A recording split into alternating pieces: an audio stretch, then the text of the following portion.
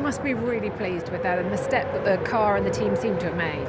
Yeah, absolutely. I think, yeah, really unexpected. The car felt alive. We got the tyres in the right window.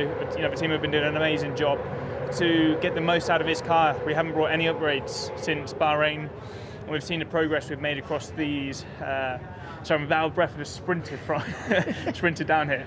So compared to the first 2 races, so you know that's really exciting because we know we've got more in the locker to come. I'm feeling really comfortable in the car, really happy with the feeling and getting the most out of it on these qualifying sessions. So for people watching, if you haven't brought any updates, how are you able to get more performance out of the car? And if it's not completely track specific, because this is quite similar to Jeddah, how have you been able to do that? I mean, there's so much you can do with the setups. You know, how soft or stiff you're on the car, the ride heights you run it at, the mechanical balance, getting the most out of the tyres, changing tyre pressures, faster outlaps, slower outlaps.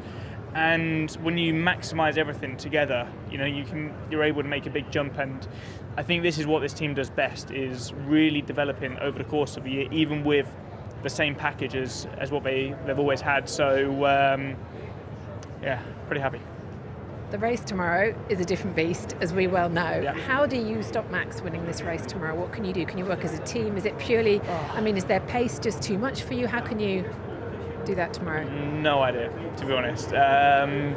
You know, we're talking about this session as if we are very close to Max, who are still almost 3 tenths behind him.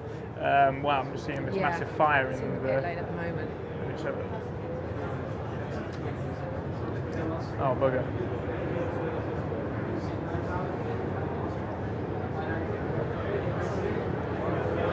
Is he out?